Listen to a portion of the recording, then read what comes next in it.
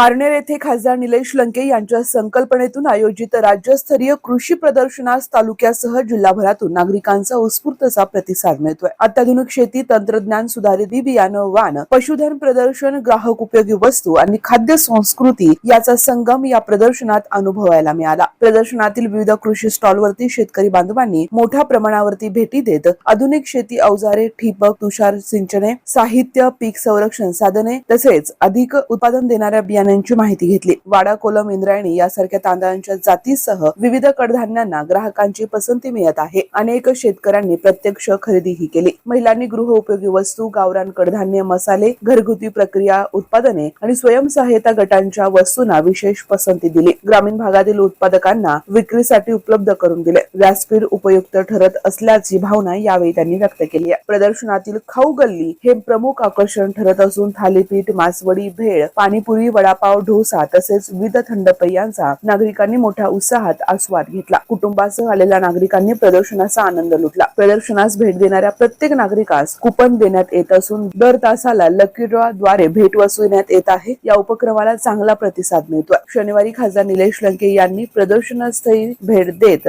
शेतकरी, महिला गट आणि ग्राहकांशी संवाद साधला। रविवारी, सोमवारी आणखी मोठ्या प्रमाणात गर्दी अपेक्षित असल्याचं देखील आयोजकांना सांगितलं। या ठिकाणी देशातली सगळ्यात बुटकी पशुधन विभागातील बुटकी म्हैस राधा ही या ठिकाणी आकर्षणाचं केंद्रबिंदू ठरतीये। तर 150 किलोचा बोकड पाहण्यासाठी देखील अनेक जण गर्दी करतायत। पैशीचे माजी सरपंच आप्पासाहेब शिंदे यांचं हे बोकड असून पैशी येथील गोड फार्म पंजाबी गब्बर या नावाने हे बोकड प्रसिद्ध आहे।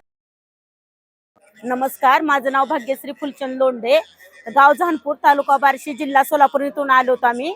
तर आमचं प्रोडक्शन आहे काळा मसाला, कांदा लसूण मसाला, कारळा चटणी, जवळ चटणी, शेंगदाणा चटणी सोलापूरची, हे सांडगे आहेत मटकी आणि मूगडाळीचे, बाजरीची चकली आहे, उडदाचे पापड आहेत, मूगडाळीचे पापड, उपवासाचे पापड आणि नाचणी पापड हे प्रोडक्ट आहेत।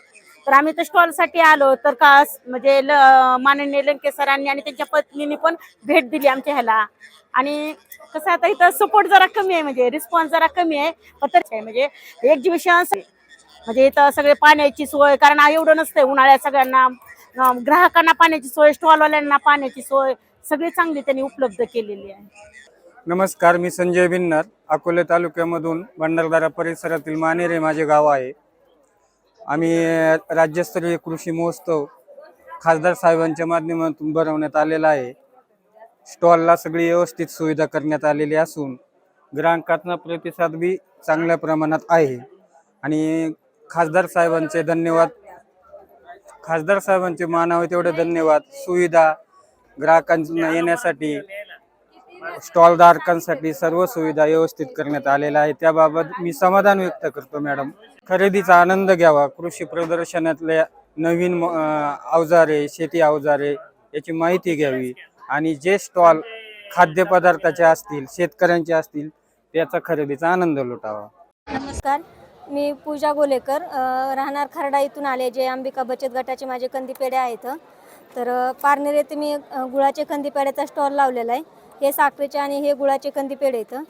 तर जे अंबिका बचत गट म्हणून मी चालू केलेले 10 महिलांमधनं हा गट चालू केला आणि नंतर माझा उद्योग पुढे वाढवत चालले।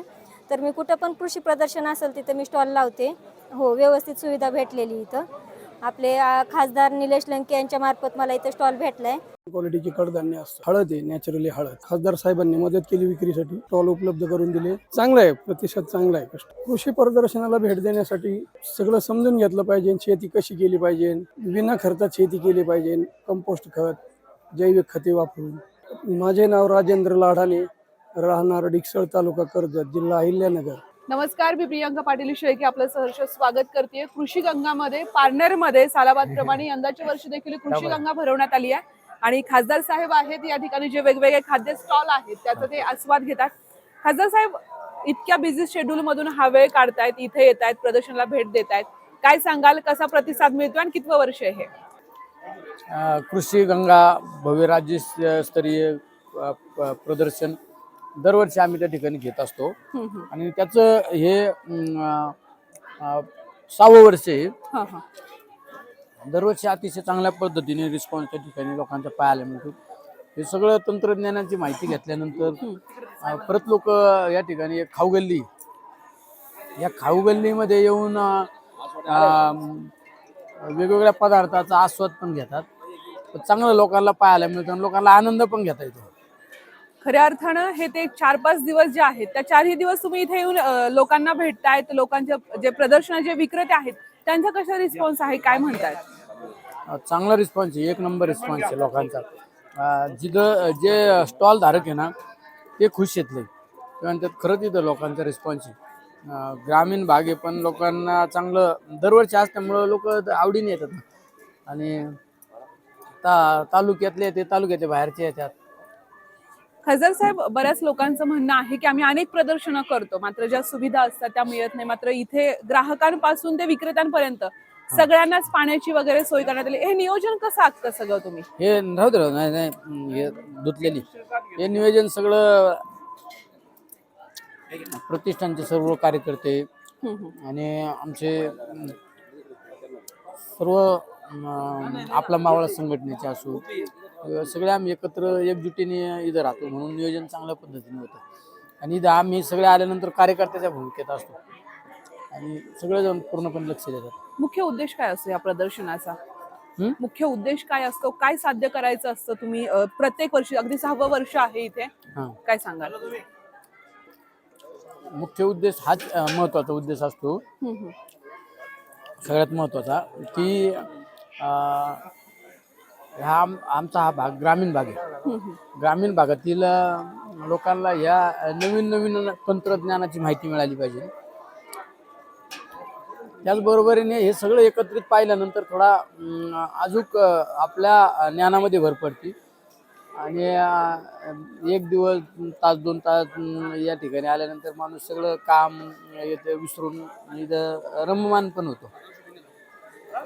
खासदार साहेब, आज इतक्या सगळ्या गोष्टी करत असताना आपण अजितदादांच्या एक स्मृतीप्रित्यर्थ तुम्ही हा कार्यक्रम ठेवलेला आहे. काय काय कार्यक्रमांचं आयोजन आहे, काय सांगाल त्याच्याबद्दल? आणखी काय कार्यक्रम होणार आहे तिथे? आता उद्या वेगवेगळ्या क्षेत्रात काम करणारे जे मान्यवर आहेत, कृषी क्षेत्रामध्ये असो, गोपालक असो, यशस्वी सरपंच असो, अशा वेगवेगळ्या क्षेत्रामध्ये काम करणाऱ्या काही लोकांची आम्ही निवड केली आणि त्यांना उद्या पारितोषिक पण आम्ही पुरस्कार जाहीर करणार आहे आणि ते पुरस्कार सुद्धा त्या ठिकाणी देणार आहे. लोकांची आवड तीच आपली आवड, आपल्या आवडीपेक्षा त्यांची आवड महत्वाची. तर आता आमच्या सभापती साहेबांना हे मासवडे आवडतात, यांना भेळ आवडते, यांना हे काय याला थालपीठ आवडत, यांना आवडत, मग यांच्या ताटातच एक एक घास खायचा, ठीक आहे ना. आपण दुसऱ्याच्या आनंदाचा आनंद मानणार मी कार्यकर्ता आहे ना, ठीक आहे ना. नक्कीच हे होते खासदार साहेब आपल्या सोबत.